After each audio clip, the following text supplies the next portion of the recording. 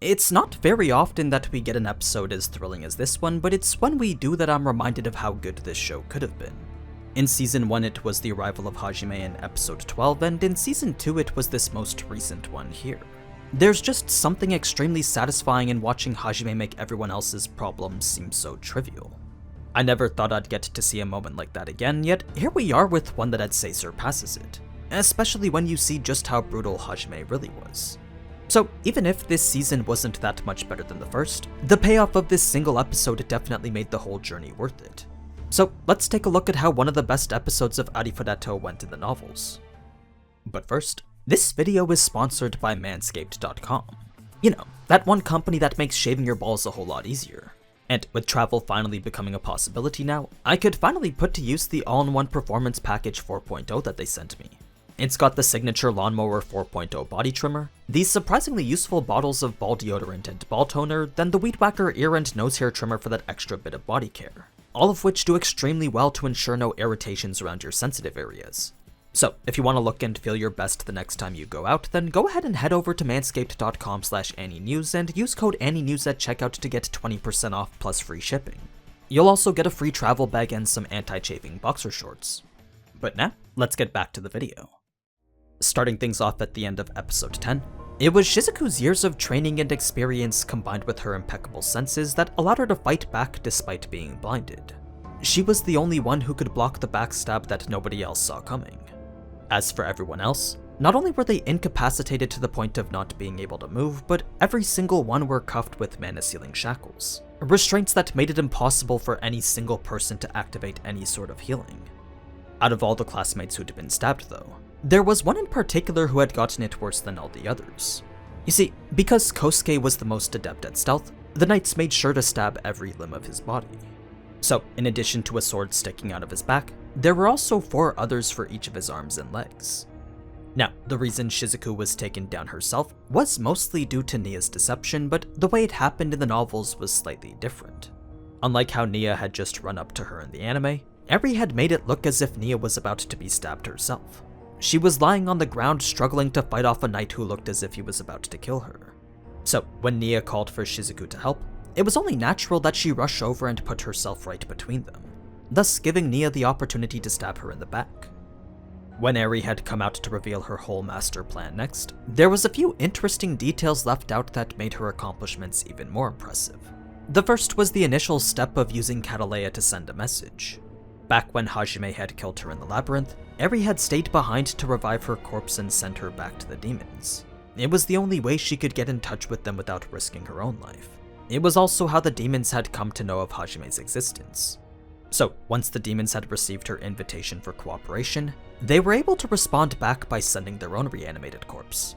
But because a demon corpse wouldn't have been able to make it past the kingdom's barriers, the demons were instead forced to send a human corpse. This was how the two would stay in contact and set up their schemes together. What made Arie's scheme so particularly terrifying though was the unique spell that she had developed just to make it happen. You see, spirit binding was a level of necromancy that no one even thought to be possible. The extent to which a skilled practitioner could use the dead was at most mindless servitude through very basic commands.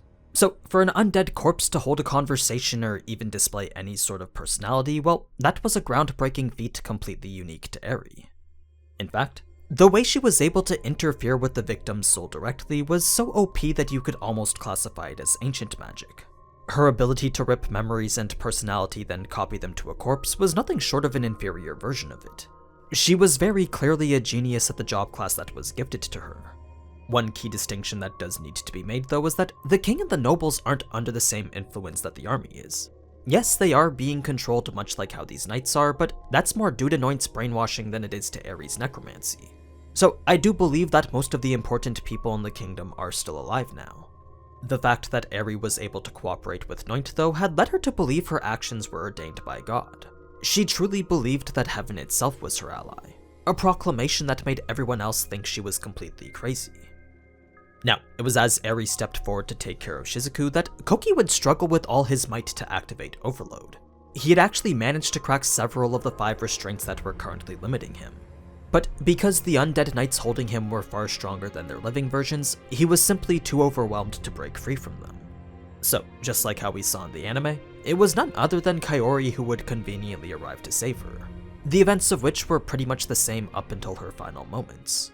For a bit more context on what Kaori was thinking though, well, this was her doing her very best to show her devotion to Hajime.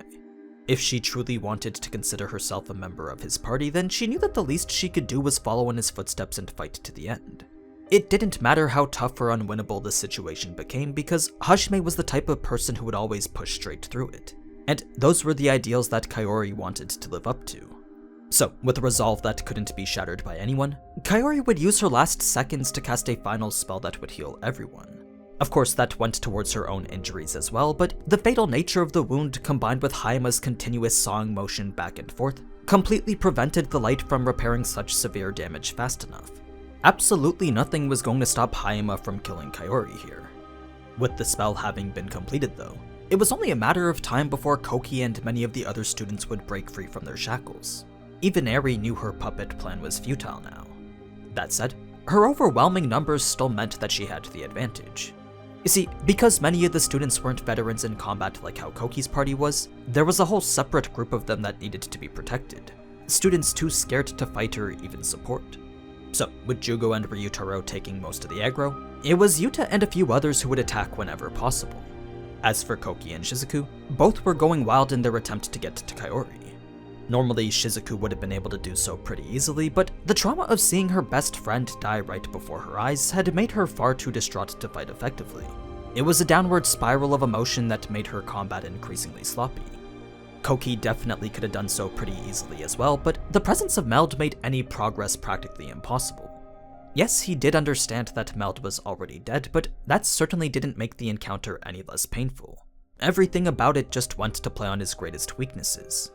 All Meld had to say was, "Please don't kill me," and just like that, Koki could no longer rule out the possibility of him still being alive. Those few words was all it took for Koki to think that Meld could still be saved by him. Despite having acknowledged that he was dead only moments ago, Koki was just too easily swayed by his own emotions. He could never bring himself to make that crucial decision when the situation really called for it, and that was the biggest difference between him and Hajime. Unlike Hajime's ability to do what was necessary, Koki was always restructuring his priorities based on whatever new information became available to him.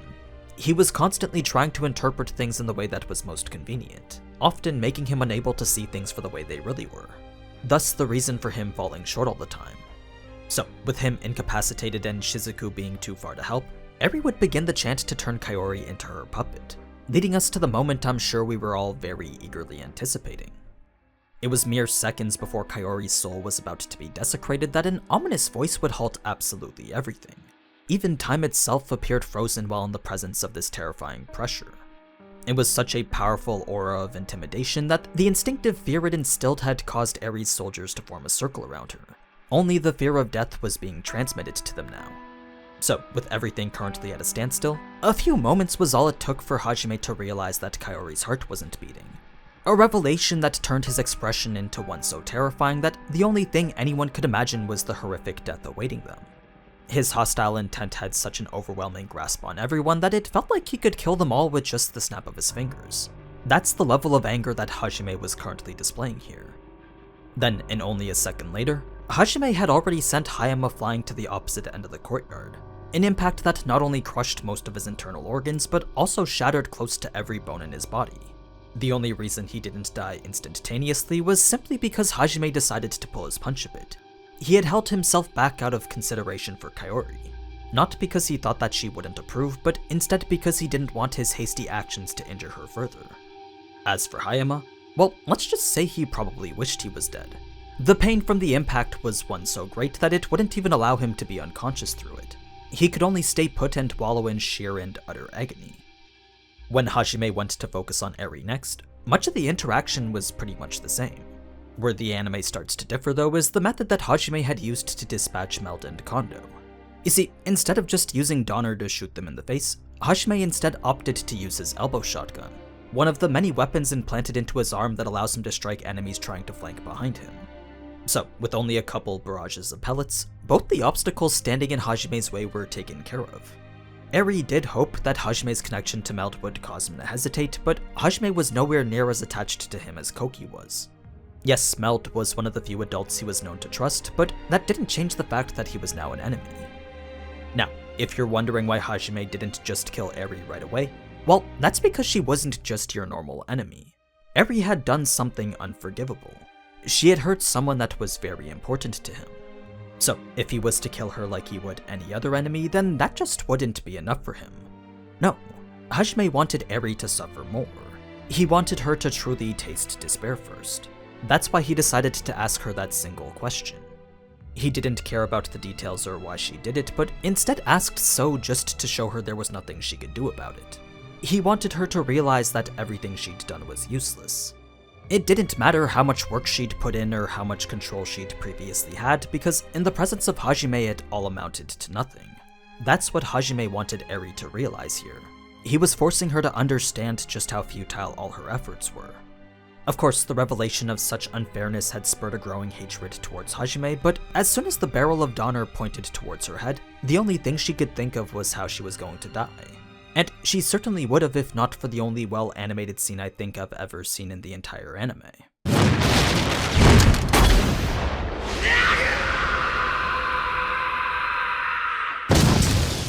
The way they did the fireball, Hajime's counter, then Hayama's scream actually made me feel like I was watching a different anime for a second.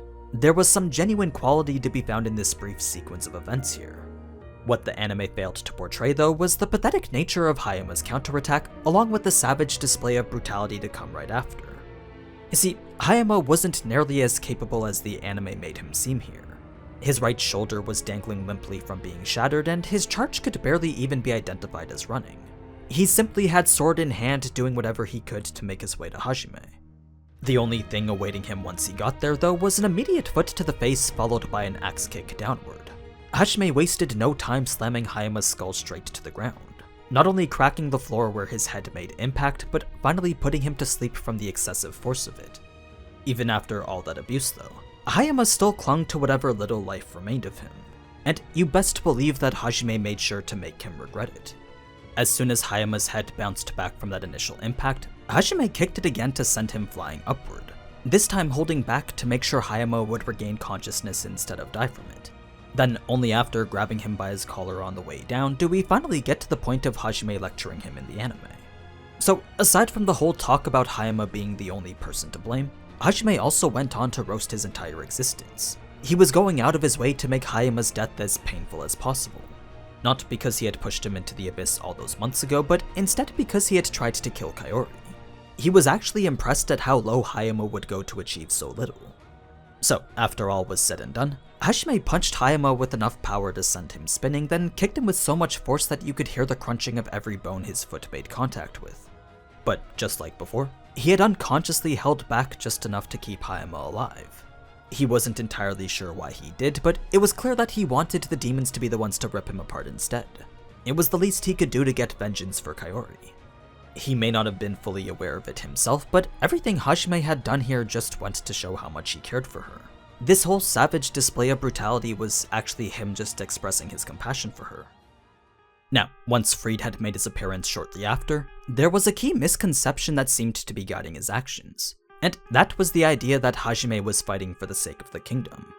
So, in order to attempt to take advantage of that, he had used his teleportation magic to bring all the monsters here, then was going to force Hajime into a corner by using the other students as hostages. It was his final push for victory since he knew he couldn't beat Hajime head on, especially since Yue had left him in a state where he couldn't even fight anymore. What Hajime did to make this plan seem trivial though was put to use a prototype weapon called Hyperion, an artificial satellite that focused sunlight, then enchanted it with gravity magic to fire it like a laser. It's not like he needed it to win against a million monsters, but it was more so just because he didn't have time to. That's why he didn't kill Fried here as well. If he did, then a massive disorganized mob of monsters would get in the way of him saving Kaori. So, it was after Fried had used teleportation magic to save Arie that he would reluctantly leave with the rest of his armies. There was no way he was going to risk being attacked by something so powerful again. But yeah, that's pretty much how this episode had gone in the novels. I wasn't even planning to do a cut content for it, but this episode was just too hype for me not to. It reminded me of why I enjoyed ARIFURETA'S so much in the first place. Let me know what you think down in the comments though. I'm curious to see if you were even able to make it to this episode. Now, before I go, I'd like to thank Manscaped.com once again for sponsoring this video. Their products are actually super useful when it comes to men's hygiene and grooming, so if you've been looking for tools to polish your looks, then be sure to use code AniNews over at manscaped.com/AniNews. But anyway, as always, thank you so much for watching, and if you enjoyed this type of anime content, then you already know what to do. So, until next time, ciao!